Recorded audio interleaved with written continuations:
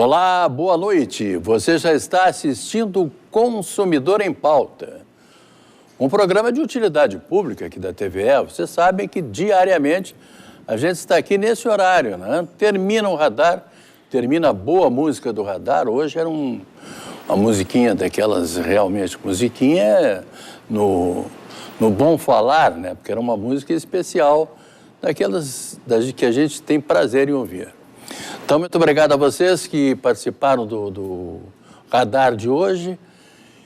E lembrando que a gente começa logo depois da boa música do radar e vai até por volta de 7 horas da noite, mais ou menos, que é o horário em que a gente termina esse programa. E fica nesse tempo falando de direito do consumidor, direito do trabalho, direito de família, direito previdenciário, direito comercial e direito imobiliário. Esses são os temas sobre os quais vocês podem e devem perguntar para nós. Depois das 7 horas, agora nós estamos naquela fase da Feira do Livro. Nós vamos ter um boletim especial aqui da TVE, lá da Feira do Livro. Hoje nós vamos falar de direito do trabalho, mas antes de anunciar as pessoas que vão participar comigo aqui desse programa, eu quero dizer que o Consumidor em Pauta está no YouTube e que tem esse programa repetido amanhã às 7 horas da manhã. Portanto, quem quiser acessar o YouTube pode acessar ou então assistir, quem não assistiu todo o programa hoje ou quer ver de novo, às 7 horas da manhã é o horário de reapresentação desse programa.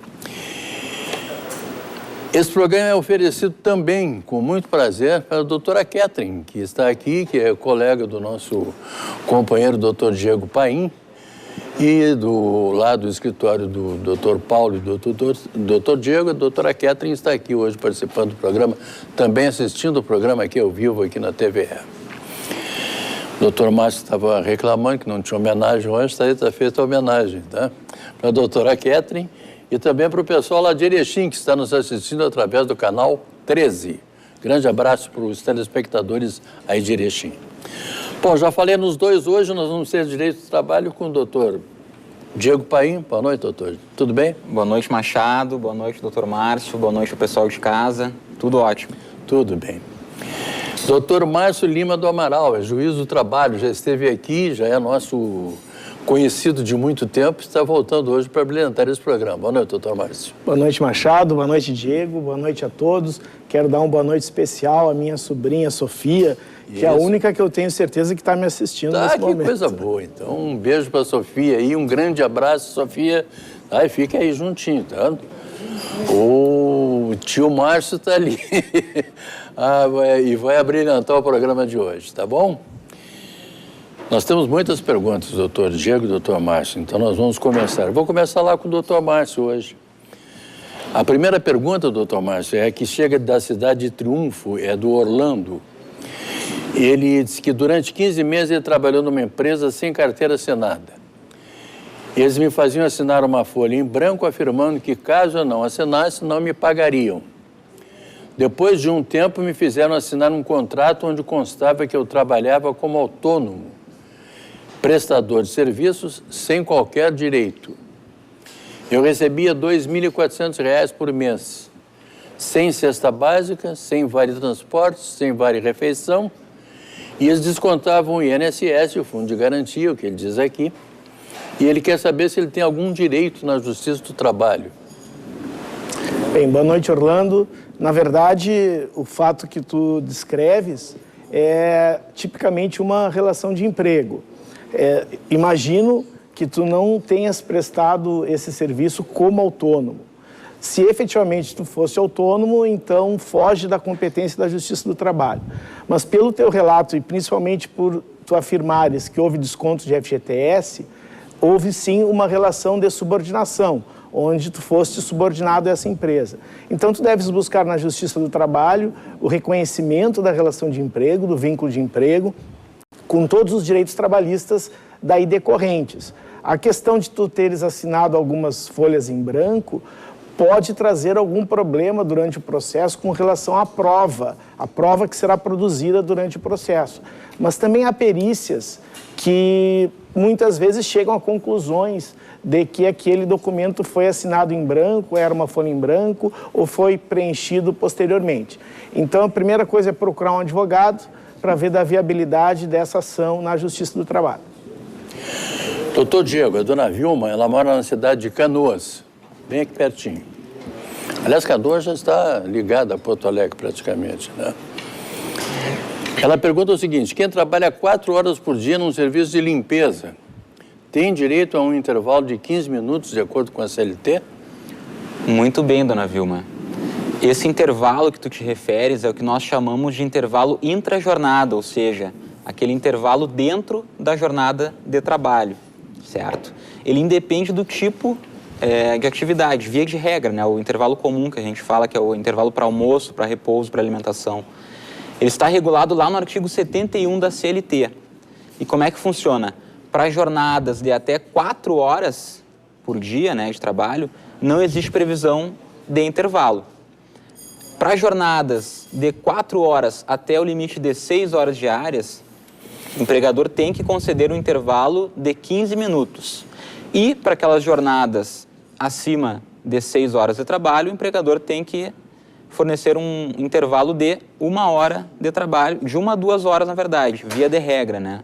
Até a reforma trabalhista, nesse sentido, alterou um pouco essa questão, porque possibilitou, né, através de negociação coletiva, que esse intervalo se reduzisse para 30 minutos, mas aí depende, sim, da categoria. Então, no teu caso, Vilma, em específico, como tu fazes uma jornada de 4 horas apenas, a empresa não é obrigada a conceder esse intervalo de 15 minutos. Doutor Márcio, a Renata, aqui de Porto Alegre, ela diz o seguinte: trabalhei durante 16 meses cuidando de uma senhora de 83 anos. Quem me pagava era a filha dela, que mora no interior e só vinha a Porto Alegre para ver a mãe de 2 em 2 meses. Trabalhei inicialmente das 7 horas da noite até as 7 horas da manhã. Também trabalhei das 5 horas da manhã até a meia-noite. Minha carteira nunca foi assinada e só tinha folga 2 vezes por mês, aos sábados. E ela quer saber, doutor Márcio, que direitos ela tem. Olá, Renata. Na verdade, esse tipo de relação que foi realizada no âmbito da residência como uma cuidadora de uma pessoa idosa, ela se classifica como uma relação de emprego doméstico. Então, nós vamos aplicar aqui a lei dos empregados domésticos. A partir de 2015, houve uma nova regulamentação com relação ao trabalho doméstico e nós podemos afirmar que há o direito, primeiro, de reconhecimento do vínculo de emprego, isto é, anotação da carteira de trabalho, inclusive para cômputo desse período para fins previdenciários, para uma futura aposentadoria, por exemplo.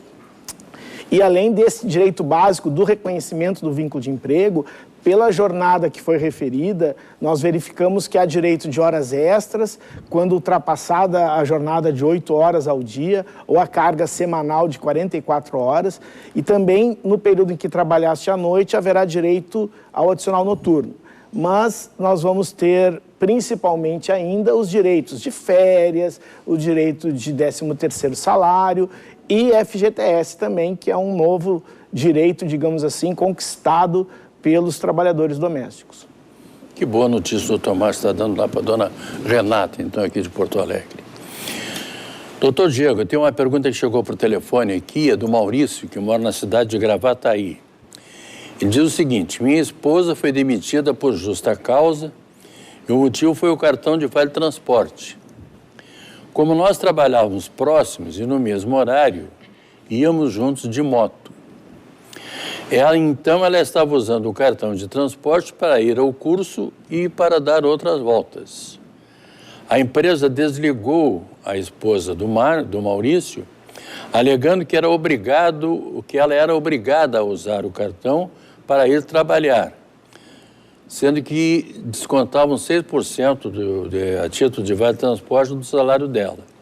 Ele quer saber se isso está certo ou então se ele pode pedir danos morais. Muito bem, então, Maurício, vamos por partes, tá? Em primeiro lugar, o Vale Transporte, como é que funciona? Todo empregado que necessite de transporte público para ir e voltar do trabalho, ele tem o direito de receber da empresa o pagamento por esse vale transporte. E a empresa também pode descontar até 6% do salário do empregado para custear parte do vale transporte. A empresa verificou que a tua esposa estava indo de moto e não de ônibus. Então, o que a gente tem que analisar, tá? Eles provavelmente aplicaram uma justa causa por ato de improbidade. Acho eu, não sei exatamente qual foi a justificativa da empresa, mas acredito que seja por ato de improbidade, porque ela declarou ser necessário o uso de vale transporte e, na verdade, na prática, ela não havia essa necessidade porque ela ia de carona de motocicleta contigo. Aí, assim, ó, a CLT no artigo 482 prevê uma lista ali de hipóteses de faltas graves que justificam que a empresa rescinda o contrato de trabalho por culpa do empregado, certo? Mas aí, o que a empresa tem que analisar prioritariamente? Se foi uma falta grave, se foi tão grave, né, o que o empregado cometeu a ponto de tornar insustentável a manutenção do contrato de trabalho. Eu, particularmente, sem analisar melhor o mérito da questão, porque teria que verificar se ela realmente declarou a necessidade do vale transporte ou não, claro. Se no início ela usava e depois resolveu ir de moto por questão de economia, é complicado, a gente tem que analisar melhor o caso. Eu entendo particularmente, opinião minha, até talvez o Dr. Márcio como juiz tenha uma visão diferente, talvez, não sei, mas eu entendo que este fato por si só não é suficiente para romper o contrato de trabalho, certo? Teria que ver se ela é uma boa funcionária, se esse foi o único equívoco que aconteceu, né? Então, teria que analisar melhor o caso dela. Eu aconselho que a esposa do Maurício procure um advogado trabalhista para conversar sobre isso e também, de repente, ele conversando com a empresa, ela conversando com a empresa, né? Talvez, após uma dispensa por justa causa, é difícil haver uma reconciliação, mas, enfim, primeiro passo, consulte um advogado trabalhista para analisar melhor o seu caso concreto, para ver se tem como, se é viável ingressar com uma ação para reverter essa justa causa aplicada. Doutor Márcio, eu vou aproveitar também, eu vou lhe fazer uma pergunta que chegou por telefone aqui, tá? Vamos ver. A dona Nilda, ela mora aqui no bairro do Vila Nova. Ela diz o seguinte: funcionários contratados para cuidar da limpeza dos pátios do condomínio agora estão pintando paredes dos prédios por ordem da síndica. Ela quer saber se eles podem processar o condomínio por desvio de função. Como é o nome da nossa telespectadora? Dona Nilda. Dona Nilda.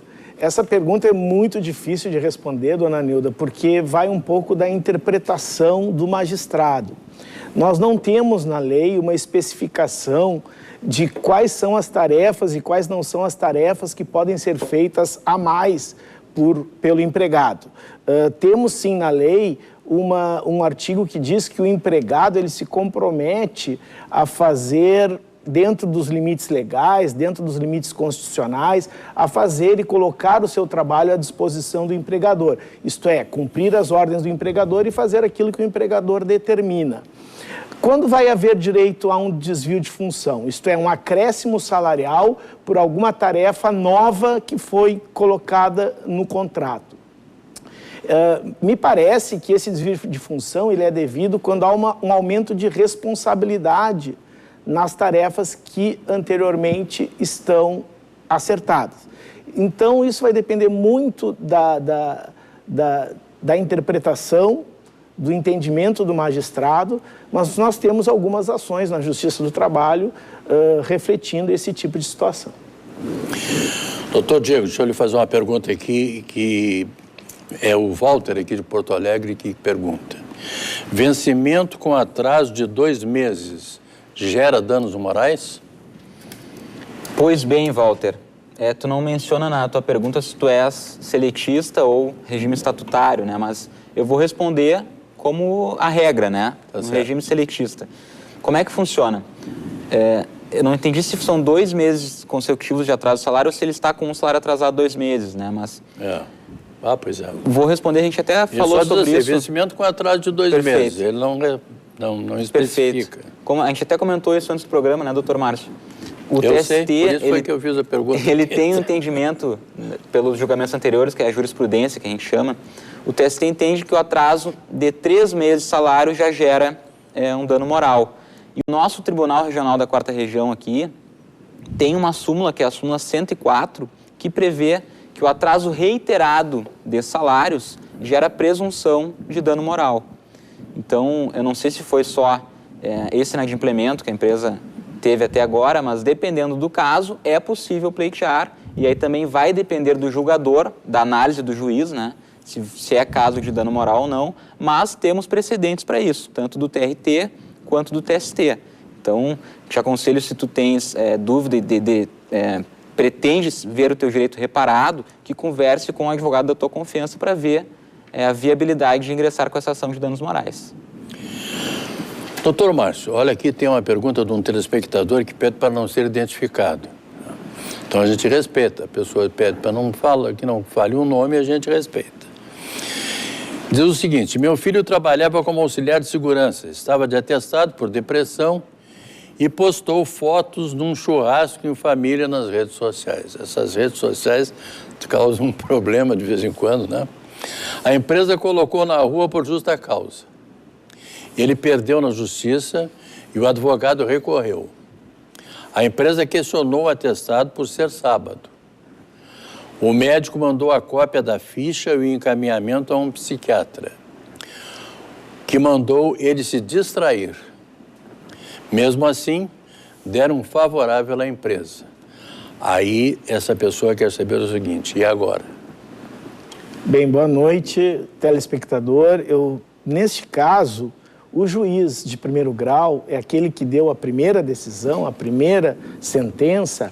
Ele entendeu que o atestado não era bom, né? O que nós chamamos vulgarmente de atestado frio. Essa decisão, ela pode ser questionada com recurso para o tribunal. Você refere que o advogado recorreu. O tribunal, ele vai julgar conforme o que está nos autos, conforme a prova que está nos autos. Então, você deve se assegurar que aquela prova foi bem produzida para que tenha um êxito no recurso. Isto é, realmente foi comprovado que o churrasco era em família, realmente foi comprovado que esse psiquiatra deu uma indicação de que ele se distraísse. Tudo isso deve ficar comprovado no processo e deve estar ali retratado para que a sentença seja favorável e a decisão do tribunal no recurso também seja favorável. Eu aconselharia você falar com o seu advogado para que ele faça uma sustentação oral no julgamento desse recurso junto ao tribunal. Só para complementar aqui, Machado, Sim. O juiz ele analisa, né, doutor Márcio, o conjunto probatório dos autos, não uma prova em específico, como o doutor Márcio falou.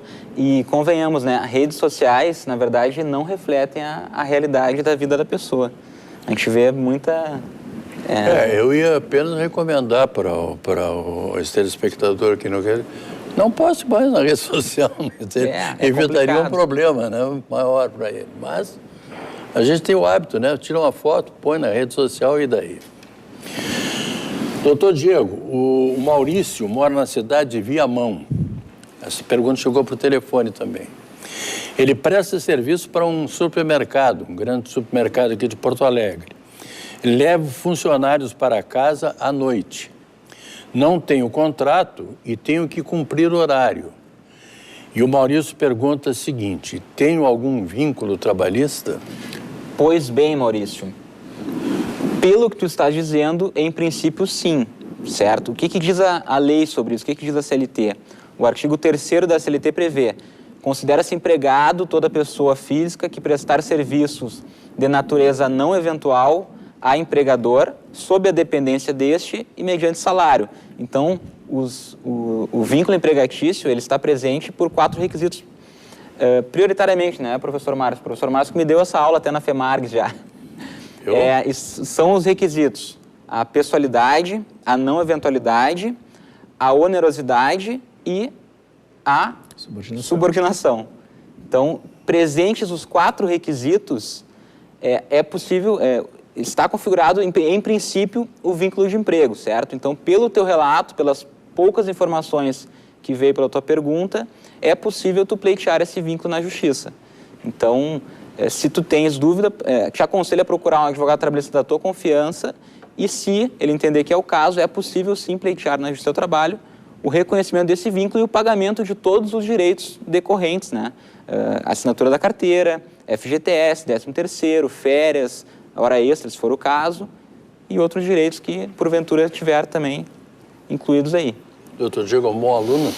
Bom aluno. Bom aluno. Um dos melhores. Então, por Mas eu favor. quero ajudar na resposta do telespectador e dizer que, no caso de um contrato de transporte, o horário ele pode não ser o melhor indício de subordinação.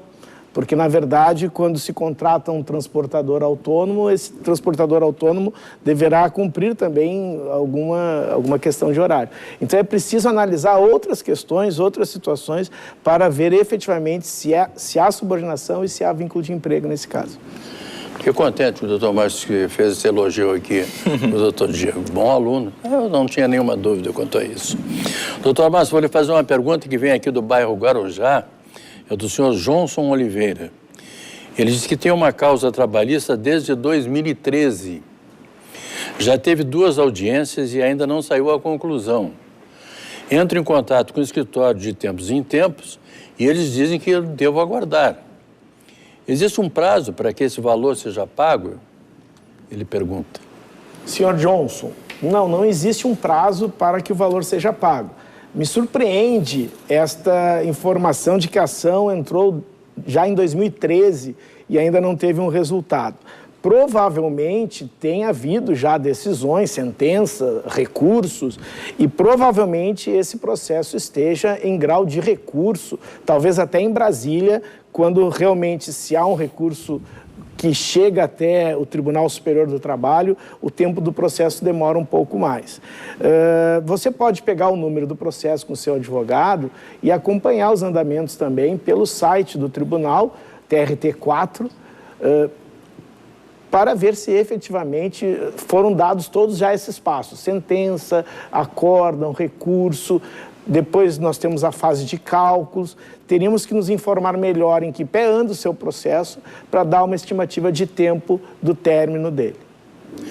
Doutor Diego, uma outra pessoa que também pede para não ser identificada, diz o seguinte: trabalhei 5 anos numa firma que não depositou meu fundo de garantia por tempo de serviço. Tenho todos os docs especificando o que foi descontado em meu salário. Como posso cobrar deles? E esse tempo conta para a aposentadoria? Ele deu uma misturadinha aí no trabalho. Exatamente, Machado, é isso que eu ia falar. Deve ter havido algum equívoco, porque o FGTS ele não é descontado do salário. E, por outro lado, o que conta para a aposentadoria é o tempo de serviço, né, em razão do recolhimento previdenciário do INSS. Então, o empregador ele tem que pagar o FGTS, que corresponde a 8% do salário do empregado, da remuneração, né, do empregado, todo mês, até o dia 7, na conta vinculada à Caixa Econômica, e também tem que pagar a contribuição previdenciária para o INSS. Esse valor tem a cota do empregado e a cota patronal da empresa, né? No teu caso, para buscar o FGTS, eu te aconselho que tu procure um advogado trabalhista da tua confiança, e é possível tu buscar, sim, o que não foi pago nos últimos 5 anos, certo? Então, a partir do momento que tu ingressares com a ação, tu consegue buscar os últimos 5 anos. Então, pelo teu relato, em princípio, tu consegues buscar todo o período não pago, e quanto antes fizer isso, melhor. Rapidinho aqui, doutor Márcio, eu vou lhe fazer uma pergunta aqui da dona Gessi de Gravataí. Ela diz o seguinte: não tenho horas de intervalo, mas a empresa me paga essa hora. Trabalho das 8 às 17 horas. Trabalho direto sem intervalo. E ela termina a pergunta dizendo assim: isso está muito errado, né? Está errado ou não, doutor? Sim, está errado. O primeiro direito que a CLT assegura é o gozo, é o usufruto do intervalo. E se a empresa não dá este intervalo para ser efetivamente usufruído, aí a empresa tem que pagar uma indenização do intervalo. Neste horário que a dona Gessi refere, das 8 às 17, há jurisprudência no sentido de que a empresa tem que pagar 1 hora extra, porque ultrapassa 1 hora das 8 horas, e ainda pagar 1 hora intervalar, que é como se fosse hora extra. Mas são 2 horas, 1 hora extra e 1 hora intervalar, as duas com acréscimo de 50%. Quero agradecer muito ao doutor Márcio Lima do Amaral, juiz do trabalho, o doutor Diego Paim, que esteve aqui, também estiveram os dois abrilhantando esse programa, doutora Catherine, que nos deu o prazer da visita de hoje. Lembrar a vocês que amanhã eu estarei aqui de volta às 6h30 para falar de direito comercial e comigo estará, além do Evanir, o presidente da Junta Comercial de Porto Alegre. E logo a seguir, após esse programa, nós vamos ter um boletim ao vivo, direto lá da Feira do Livro. A todos vocês, muito obrigado, muito boa noite e até lá.